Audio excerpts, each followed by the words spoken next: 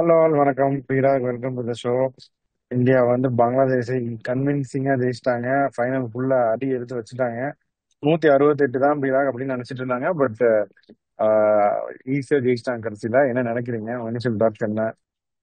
நம்ம சொன்னதையே அது நம்ம ரிப்பீட் பண்றோம். மேஜிக் ஸ்கோருங்கிறது இங்க 170.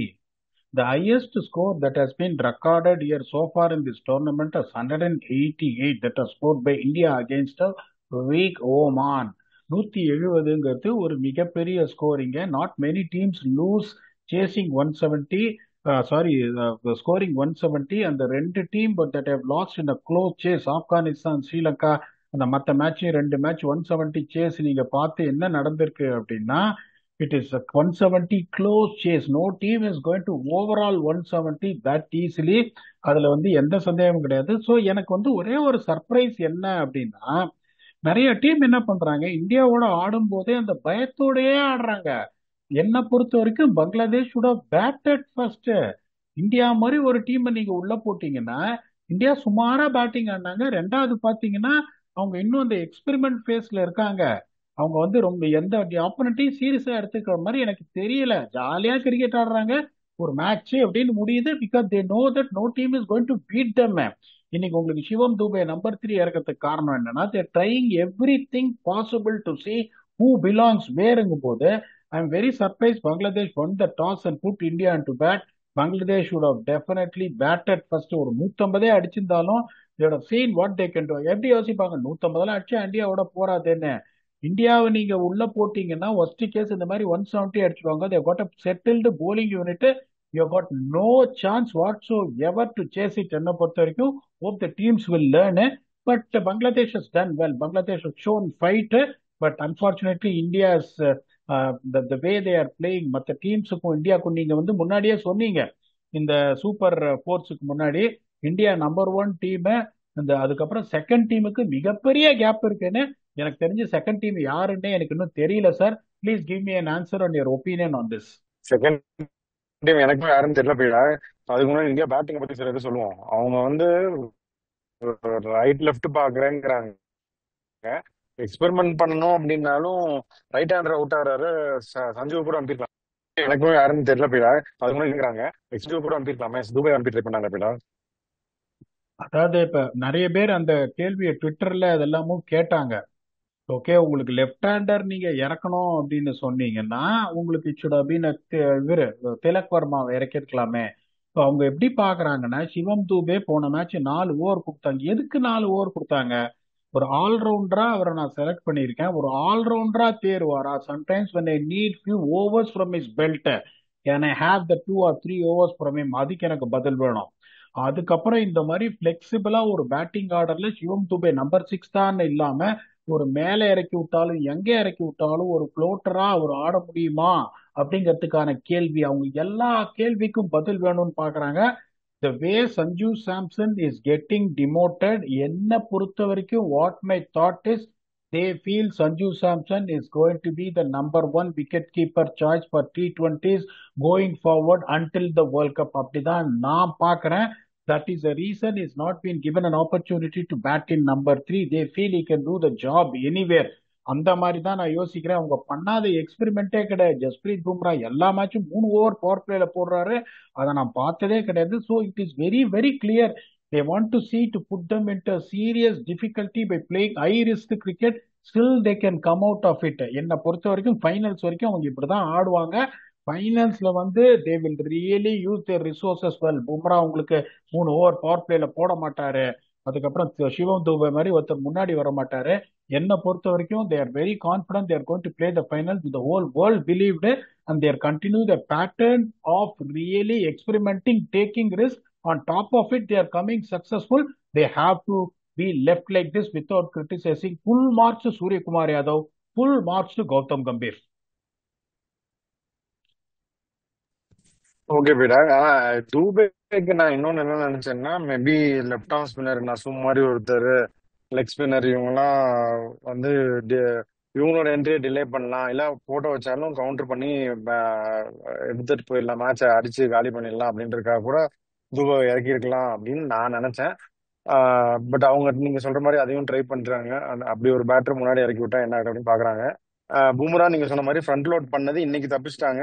பட் ஒரு தடவையும் அவர் அப்படி ஃப்ரண்ட் லோட் 3 ஓவர் கொடுக்கறது வந்து கொஞ்சம் ரிஸ்க் தானே. அப்படி ஒரு 2 ஓவர் பின்னாடி வச்சு. அது நீங்க கேட்கிற கேள்விக்கு இப்ப உங்களுக்கு நான் பதில் சொல்ல போறேன். கரெக்டா ஒரு கேள்வி கேட்டு என் மண்டையை உடைச்சிருக்கீங்க. ஹர்ஷதீப் சிங் ஏன் ஆட மாட்டேன்றீங்க, இங்க குல்தீப் ஏன் ஆட மாட்டேன்றீங்க டெஸ்ட்லன்னு. இப்ப அவங்க என்ன பண்றாங்க, 3 ஓவர் பும்ராக்கு வந்துட்டு உங்களுக்கு பவர் பிளேல கொடுக்கறதுனால ஒரே ஒரு ஓவர் தான் பும்ராவால போட முடியுது டெத்ல. That is from 16 to 20. மீதி 4 over they have to make it up with Hardik Pandya. If they have an option, fast bowling option, they want it Shivam Dube or one of the spinner. அவங்க என்ன பண்றாங்க, பும்ரான்னு ஒருத்தரை லீடர் ஆஃப் த அட்டாக்கா death ஓவர்ஸ்ல வைக்காம ஹர்திக் பாண்டியாவை வச்சு என்னால முடிக்க முடியுதா வேலைய வித் ஒரே ஒரு ஸ்பின்னரை வச்சுக்கிட்டு அப்படின்னு அவங்க பாக்குறாங்க. If I am successfully going to get an answer for that whether I can get it. That is the main reason Bumrah is bowling 3 overs in power play. வேற எந்த ரீசனும் கிடையாது. நிறைய பேர் என்ன நினைச்சிட்டு இருக்காங்க, இது வந்து ஒரு ஸ்ட்ராட்டஜி அப்படின்னு நினைக்கிறாங்க. Lot of people are thinking that it is going to be a strategy that Bumrah is going to bowl 3 overs in power play. கிடையாது. They are testing themselves to see whether they need Arshdeep Singh. இப்ப Hardik பாண்டியாவால 2 over போட முடியுதா, தூபேவால death ஓவர்ஸ்ல 1 over போட முடியுதா. இதுக்கு answer அவங்களுக்கு கிடைச்சிருச்சுன்னா, when it comes to crunch matches Bumrah is going to bowl 2. ஹர்திக்கால 2 போட முடியுமா, தூபேவால 1 ஓவர் டெத் ஓவர்ல போட முடியும் அப்படின்ற ஒரு ஆன்சர் அவங்களுக்கு கிடைச்சிருச்சுன்னா, நீங்க கேட்பீங்க பாருங்க கேள்வி, ஹர்ஷதீப் சிங் ஆட போறாங்களா இல்லையான்னு. ஆட மாட்டாங்க. அந்த கேள்விக்கு அவங்களுக்கு பதில் வந்து ஃபைனல்ஸ் வரைக்கும் அவங்க தேடுவாங்க. பும்ரா அங்கேயும் 3 ஓவர் போடுவாரு உங்களுக்கு ஸ்ரீலங்காவோட நெக்ஸ்ட் கேம். எப்படி இந்த யூனிட் லாஸ்ட் 5 ஓவர்ஸ்ல வருதுன்னு. இல்ல செம அடி வாங்குறாங்க, அது மேட்சே மாறுற மாதிரி இருக்குன்னா, then they may think they will sacrifice Shivam Dube for Harshdeep சிங்னு. அதுக்கு விட இன்னும் ஒரு மேட்ச்ல உங்களுக்கு தெரிஞ்சிடும் what is for that they are going to go ஃபார்னு. If they are struggling in the last 5 overs with Bumrah not bowling more than 1 over, there is a good chance you might expect Arshdeep Singh to play in the finals. Extraordinary thinking என்ன பொறுத்த வரைக்கும் நான் இந்த மாதிரி ஒரு forward திங்கிங்ல நான் பாக்குறேன். இதை நீங்க ஒத்துக்கிறீங்களா இல்ல பீடா, எனக்கு என்னமோ நீங்க சொல்றது சரியா படலன்றீங்களா? இல்ல, அவங்க ரொம்ப ப்ராக்ரெசிவா தான் போறாங்க, அதுல எந்த டவுட்டுமே கிடையாது. It has to be appreciated தான் பீடா. அப்புறம் இன்னொரு கேப் அப்படின்னு பார்த்தா சூரியகுமாரோட பேட்டிங் வந்தா அவர் வேற ஸ்டைலு. அன்பார்ச்சுனேட்லி இந்த மாதிரி ஸ்லோவர் பிச்சர்ஸ் கொஞ்சம் நின்று வர்றதுல not been at is best பீடா சூரியகுமார் யாதவ். என்ன நினைக்கிறீங்க? அதுதான், அதாவது நீங்க கரெக்டா சொல்லிருக்கீங்க. கேப் நிறைய அப்படின்னு ரொம்ப பார்த்தா சூரியகுமாரோட பேட்டிங் வந்தா அவர் வேற ஸ்டைலு. அன்பார்ச்சுனேட்லி இந்த மாதிரி ஸ்லோவர் பிச்சர்ஸ் கொஞ்சம் நின்று வர்றதுல not been at is best பீடா சூரியகுமார் யாதவ். என்ன நினைக்கிறீங்க?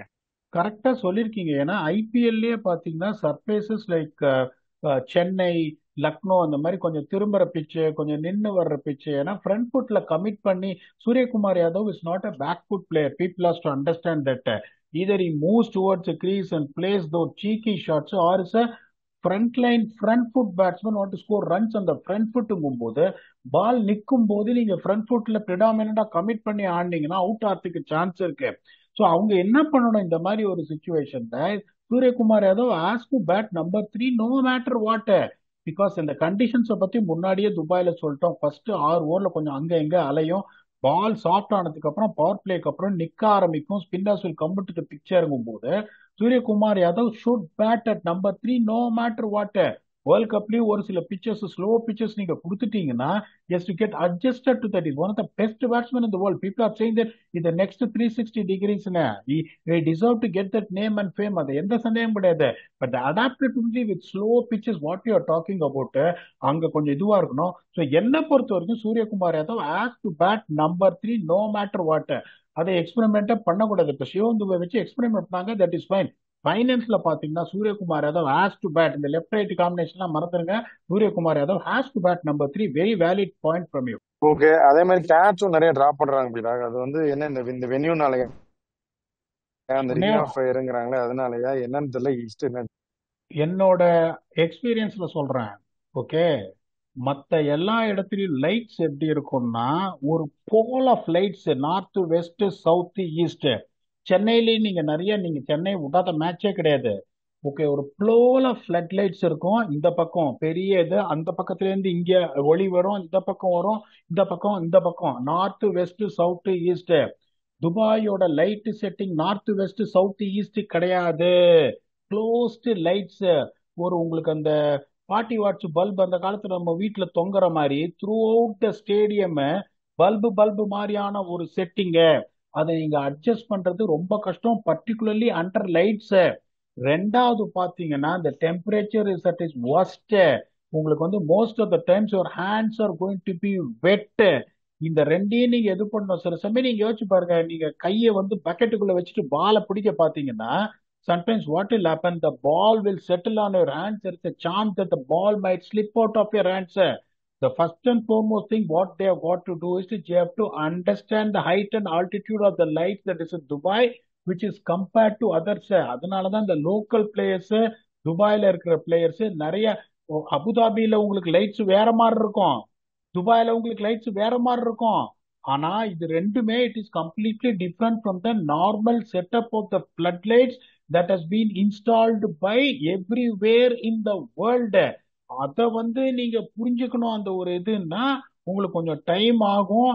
how you go closer to the ball, ஓட எந்த ஆல்டிடியூட்ல பால் வரும்போது எப்படி அட்ஜஸ்ட் பண்ணிட்டு எவ்வளவு க்ளோஸா நீங்க பால் கிட்ட போகணும், அதெல்லாம் ஹை கேச்சஸ்ல ரொம்ப இம்பார்ட்டன்ட். பிளாட் கேச்சஸ்ல ப்ராப்ளம் கிடையாது. only have a problem when you judge the trajectory of the ball in the air. இப்ப நிறைய பேர் என்ன சொல்லுவாங்க, இந்த மாதிரி பால் வந்து ஏர்ல வந்து ஸ்வேல் ஆகுதுன்னுவாங்க. ஒன்னே ஒன்னு சொல்றேன், துபாயில விண்ட் எல்லாம் பெருசா இருக்காது, பால் வந்து ஸ்வேல் ஆகாது ஏர்ல. Only thing is they have to get adjusted to the setup of the lights that is completely different from other venues in the world. It happens, that is the reason all the teams are dropping high catches. அதனால India மட்டும் பெருசா நீங்க குறை சொல்ல முடியாது, அதை adjust பண்றது கொஞ்சம் கஷ்டம் துபாயில ஃப்ளட் லைட்ஸ். வேற ஏதாவது கொஸ்டின் இருக்கா சார் உங்களுக்கு? we have covered almost everything. இப்போ இந்தியா வந்துட்டு இப்போ 5 மேட்ச் ஆடி இருக்காங்க. 5 மேட்ச்மே இப்போ டெஸ்ட் அப்படின்னு நீங்க பாத்தீங்கன்னா I think that probably Oman would have tested them when you see the scores. அதாவது 188 அடிச்சுட்டு they are the only team with a conceding 188. they have given 21 runs டெபிசிட்ல தோத்தாங்க. மற்றபடி பாகிஸ்தான் 2 மேட்ச் காம்படிஷனே கிடையாது உங்களுக்கு. பங்களாதேஷ் நீங்க பாத்தீங்கன்னா காம்படிஷனே கிடையாது. யுஏஇ உங்களுக்கு காம்படிஷனே கிடையாது. அப்படிங்கும் போது India are playing a very very high quality cricket and they are experimenting on top of it. hope they will still keep experimenting in the next game, because after their victory, unfortunately, Sri Lanka stand no chance of making it to the Super Fours. India has already made it to the Super Fours. அதுக்கப்புறம் the winner of Pakistan versus Bangladesh is going to join India in the final bout that is going to happen on Sunday. Let us see who joins India. And இப்போ என்ன பொறுத்த வரைக்கும் I would still encourage India to really go there and experiment in the next game also, the way they are doing with their death bowling, their batting order. But when it comes to finals, I want to make sure that they play the right combination and the usage of resources in the right way to see that how they can win the Asia Cup. So far, they are looking very good. இந்த முதல் ரவுண்ட்ல வந்துட்டு Afghanistan R the favourites to get to finals அப்படின்னு சொன்னேன். Unfortunately ஏன்னா அது என்னோட prediction ரொம்ப ரொம்ப தப்பா போச்சு. Sri Lanka played very well in the league game. They played together as a team, even though their batting that after the top three doesn't look any convincing. So Sri Lanka looked a better side, have a better chances to play the final. அதுவும் இந்த Asia கப்ல நான் சொன்னது எதுவுமே நடக்கல. இப்ப பாப்போம், Pakistan and Bangladesh are going to play. One of them are definitely going to meet India. எந்த டீம் வந்து எந்த டீமை தோக்கடிச்சுட்டு வருதுன்னு பார்ப்போம். It is going to be one cliffhanger match, because Bangladesh is also fighting hard. Pakistan are slowly getting their combination, but I don't know whether they can continue their form. We'll come back and do a review on which team is going to get into the finals against unbeaten India in the tournament so far. With your very own Octopus. Until then, thanks a lot and bye-bye.